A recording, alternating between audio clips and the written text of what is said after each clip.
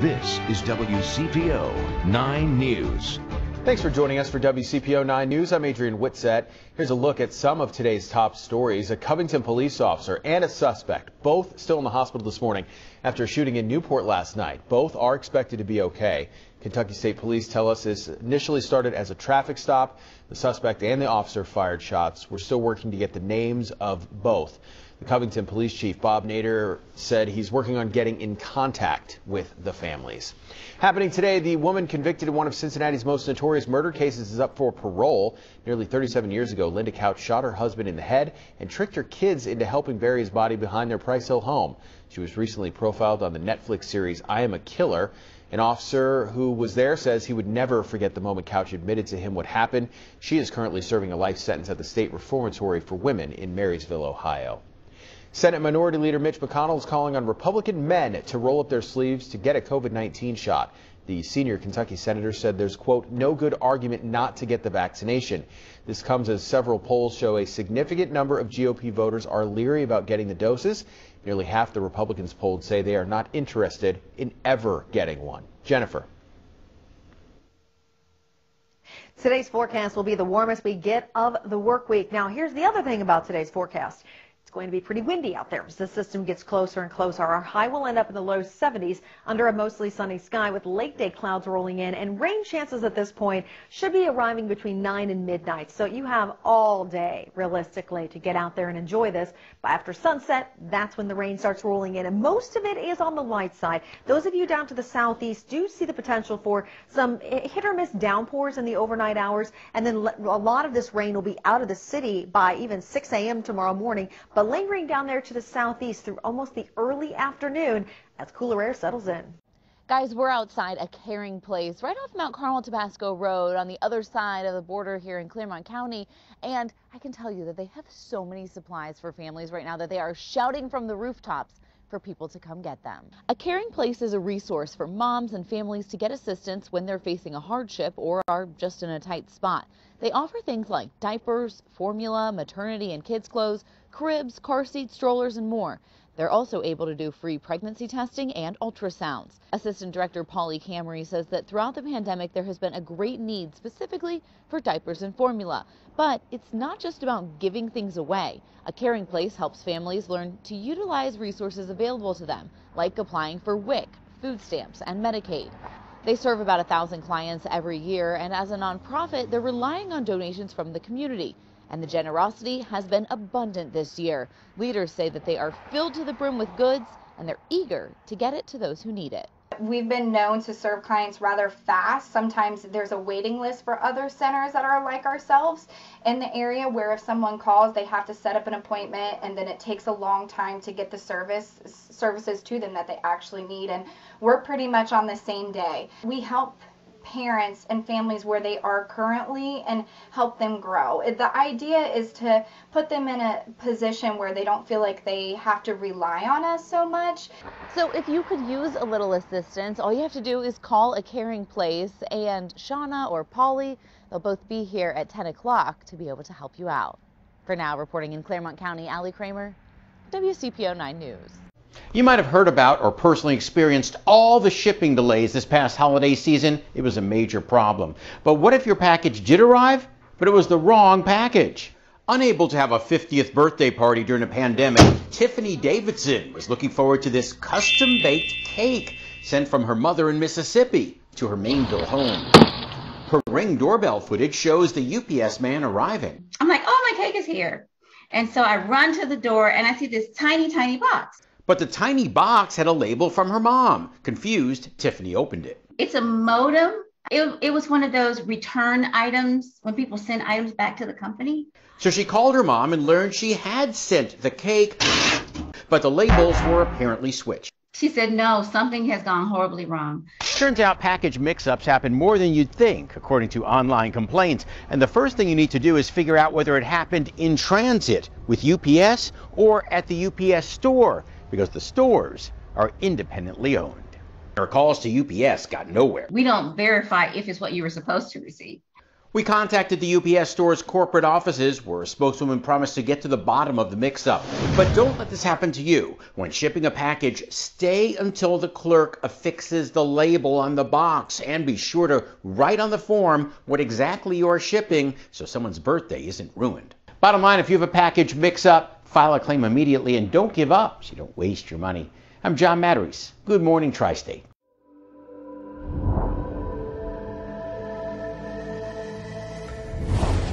Day 2 of the Derek Chauvin murder trial starts today, with prosecutors continuing to make their case. Yesterday, prosecutors argued in their opening statement that the former Minneapolis officer killed George Floyd last year after kneeling on his neck for several minutes. What happened in those 9 minutes and 29 seconds when Mr. Derek Chauvin was applying this excessive force to the body of Mr. George Floyd? The defense team says illegal drugs and a heart condition killed Floyd. Mr. Floyd died of a cardiac arrhythmia that occurred as a result of hypertension, his coronary disease, the ingestion of methamphetamine and fentanyl, and the adrenaline flowing through his body. A 911 dispatcher and a man who tried to intervene during Floyd's encounter with police were among the first to testify. President Joe Biden and the CDC director are worried about another surge in coronavirus cases. Right now, I'm scared. Dr. Rochelle Walensky says she feels, quote, a sense of impending doom after seeing a 10% rise in COVID cases over the last week. President Biden called on governors, mayors, and other local leaders to maintain a mask mandate to prevent another surge. Dr. Walensky says people need to continue wearing masks, avoiding travel, and social distancing until more of the country is vaccinated. The giant container ship that's been blocking the Suez Canal for nearly a week is finally free, but the economic fallout is far from over. Data from shipping experts say nearly $10 billion worth of goods were disrupted each day. Now, experts say this fiasco is making it much more expensive to move goods around the world and causing shortages of everything from exercise bikes to cheese.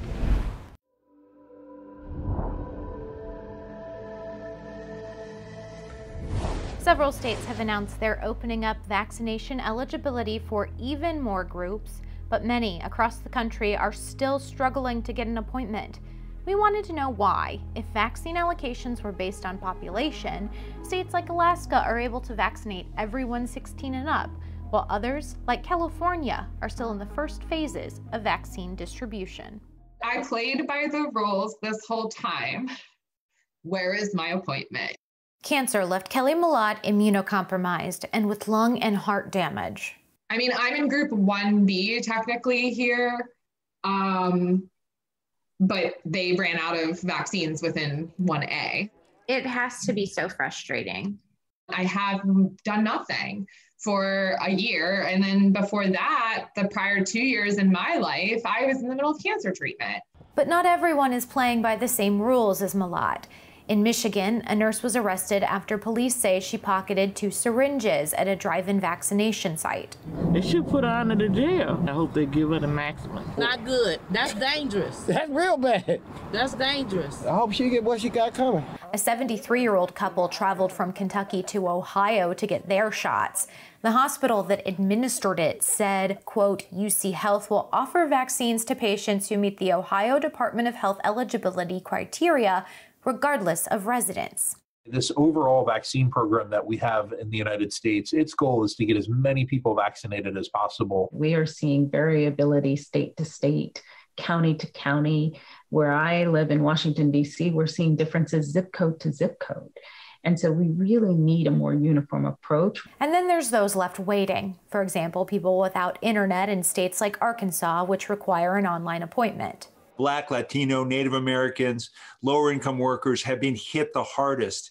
And we're seeing as vaccines are rolling out that many of these communities have the lowest vaccination rates. Experts say the Biden administration's goal of making vaccines available for all adults in May could cut through confusing eligibility guidelines. As for Millott, she's trying to stay patient. When do you think you'll get a COVID vaccine by? That's hard to say. Right now, there doesn't feel like there's any movement. Here in California, the changes to the eligibility list this week opened the vaccination process up to more than 4 million people, including those 16 and older with disabilities or underlying health conditions. Only about 10% of California's population is fully vaccinated.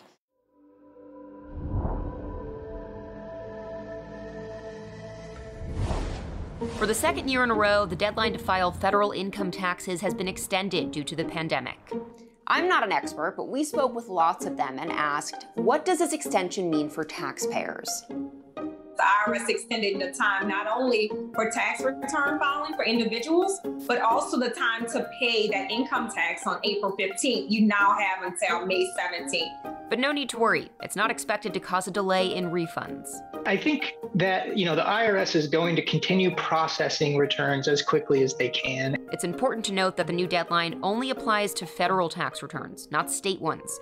But some states have been given a little extra time. Because of the recent winter storms, Louisiana citizens now have until June 15th, and also Texas and Oklahoma. And the new deadline doesn't include quarterly tax payments for small businesses. That deadline for small business owners is still April 15th.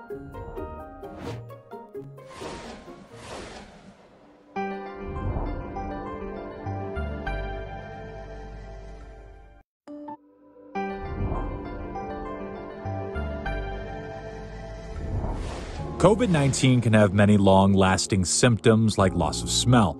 For one man, that loss could have cost him his career, but one doctor says there are ways to train your nose and smell again.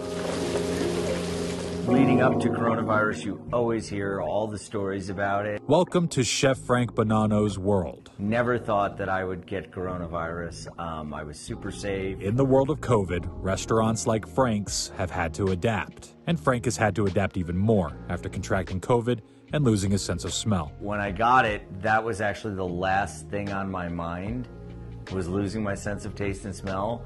And it didn't happen until about 3 days after my positive test that I actually lost them. And it was waking up one morning and being like, I don't taste this coffee. So then you realize I don't smell this coffee. Now, in the past, viruses have been shown to do that. So influenza virus, common cold, does do that for a subset of people. But this was a large percent of the symptomatic people in COVID. Fortunately, Frank didn't suffer from many other symptoms, but when he was able to get back to work, he had to adapt. Fortunately, if I cook something, I have several people always standing around to say, does this taste okay? Usually the question is, yeah, it needs salt. But, it was just very strange, but I wasn't worried, and I was probably more grateful that I really didn't get very sick. Why we lose the sense of smell likely is because it changes the olfactory sensory neurons that detect the odors. There must be an inflammatory response there. Dr. Diego Restrepo is a neuroscientist researching the loss of smell due to COVID. One problem with the nose, with olfaction, is that is the one direct route to the brain. And so one could get an infection of the brain. It seems like it does not happen with COVID. Likely it doesn't happen because you lose your sense of smell. That's something that we're studying right now. In essence, losing your sense of smell may actually be protecting you from other damage from the virus. But Restrepo says there are techniques for those like Frank to regain your sense of smell by training your nose. Yeah, Dr. Thomas Hummel, he's an otolaryngologist in Germany. He developed smell training. And what it is you can do it at home. You basically have different smells to smell each day. And there's a subset of people that actually benefit from that. And so that's done, it's useful. That's what Frank did. Yeah, I ate my fair share, like 3 or 4 times, of eating the burnt oranges with salt and sugar on them. And while he does have his sense of smell back now, he realizes there are many who don't, but they'll get it back soon. That short temporary loss of taste and smell is probably not the worst thing in the world to happen with what was going on. I'm Thomas Hoppo reporting.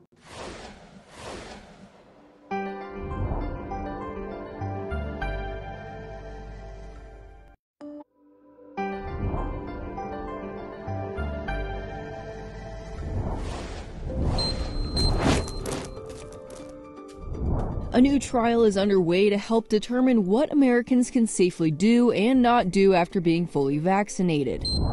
This will help inform science-based decisions about mask use and about social distancing post-vaccination. The trial could answer if fully vaccinated people will still need to keep physical distance from others. Right now, even for those fully vaccinated, the CDC still recommends not traveling and continues to recommend masks and social distancing.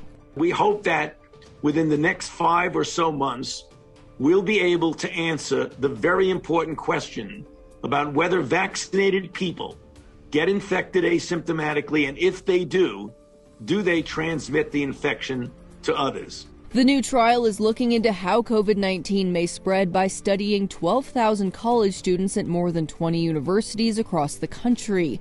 One group of 6,000 students will get Moderna's vaccine immediately. The other half will get the vaccine 4 months later. When these people get infected, how often is that? If they're asymptomatic, how much virus do they have in their nose? And do they transmit it to people who are their close contacts? Earlier this month, the CDC issued its first set of recommendations on activities that people who are fully vaccinated against COVID-19 can safely resume. So thankfully, we've got it easy today. Temperatures warming into the low 70s. We'll see a mostly sunny sky. The only catch is the wind is going to be out of the south at about 15 to 20 miles per hour, gusting up to 30. So, I mean, if you are in a larger profile vehicle, you will notice that for today. Tonight, the rain comes through, most of which is done prior to 9 a.m. tomorrow, unless you're down to the southeast. But I think tomorrow is just going to be a mostly cloudy and cooler day with a high of 50. But it only gets colder in time for opening day. This forecast unchanged. And wind chills at the best on Thursday will be in the mid-30s. So we are just looking, unfortunately, at a bone-chilling day. Now, as you all know here in Cincinnati, it could always be worse. It could be snowing on opening day, but still, wind chills in the upper teens and low 20s throughout the morning.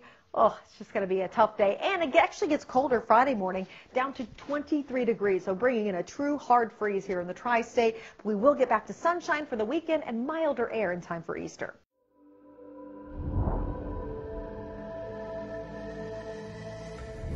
This year, millions of women in this country will suffer from some form of hair loss, and African American women often have a harder time finding wigs that match their own hair. Empty chairs at salons across the country filled up fast once lockdowns were lifted. Patricia Wixson saw it firsthand. It is a normalcy thing. All women will talk about it who come in. For 30 years, she's been a hair replacement specialist. This year, though, she has noticed more women dealing with hair loss. Some of it, she says, is just from the stress of the pandemic. No one knows what to do. They're really terrified because they don't know where it will stop, the shedding, how it will continue. It's stressful. About 30 million women in this country are dealing with some kind of hair loss. Some of it is from the pressures of COVID. Other times, though, it's from chemotherapy. For a woman, there's always a second look. It's not as acceptable. Many of the women who Patricia treats are black, and until recently, they didn't have a lot of options when it came to wigs that weren't made for white women. Why can't I have hair like my own hair? It's just a devastating process to lose your hair. That's where Diane Austin and her sister Pamela Shattuck come in. 1 in 3 Black women in particular will be diagnosed with cancer, any type of cancer in their lifetime. They are the founders of Coils to Locks. A few years ago, facing a cancer diagnosis herself, Diane realized there weren't any wigs being made specifically for black women. I think it's definitely an unconscious bias and sort of a lack of understanding that there's a different market out there. So these two sisters started making wigs themselves, ethnically inspired wigs, curly, natural hair. The wigs are now being sold in hospitals all over the country, most covered by insurance. You want to look in the mirror and just feel like you have some control over all of these physical changes that are happening. In the last 20 years, despite a universal drop in mortality rates, there's been a rise in the number of African American women with breast cancer, at an almost 42% higher rate than that of white women, making these wigs all the more important. There are patients who oftentimes will not take chemotherapy because they're afraid of losing their hair. As for Patricia Wixson, she no longer must alter wigs for her black clients. Instead, they now have dozens of natural choices to pick from. You're just not hung up and held back by some of the things that you were held back on. And so women are thinking, this is who I am. This is who I want to be. Helping women feel beautiful, both inside and out, one hairdo at a time. I'm Chris Conti.